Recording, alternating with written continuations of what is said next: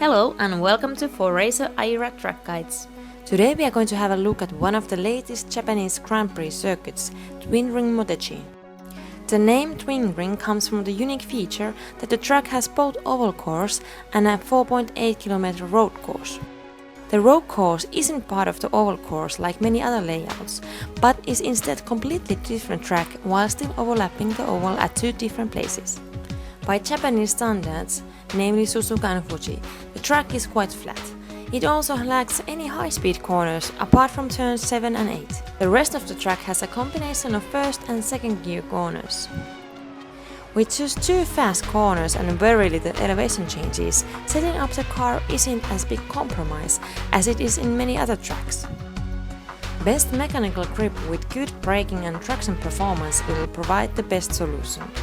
Our driver for today is Martti Pietilä. Welcome. Hey everyone. How do you like this track?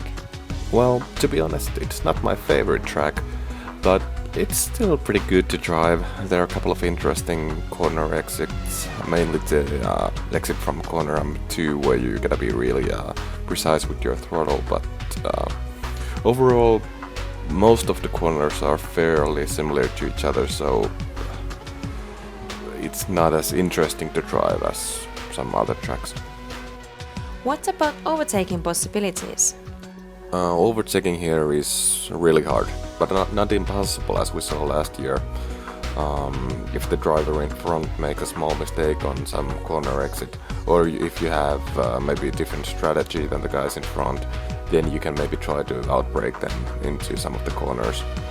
So I think we will see some overtaking here. Okay, let's have a look at the lap. Right, going to the first corner, brake just before the curbing ends on the left hand side and drive the corners using two apexes and maybe short shift to the second gear to avoid wheel spin.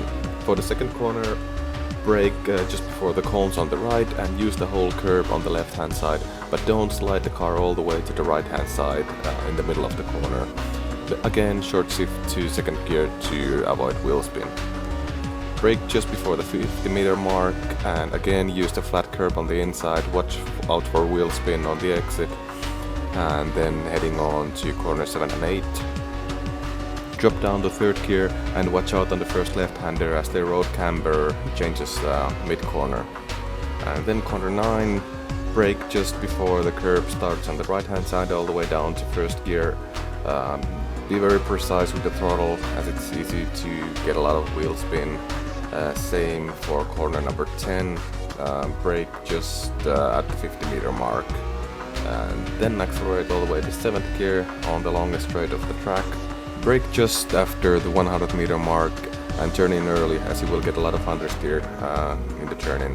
Go all the way to the right and leave some space on the entry to the last chicane. And you can go pretty aggressive over the curves there, almost half width of the car.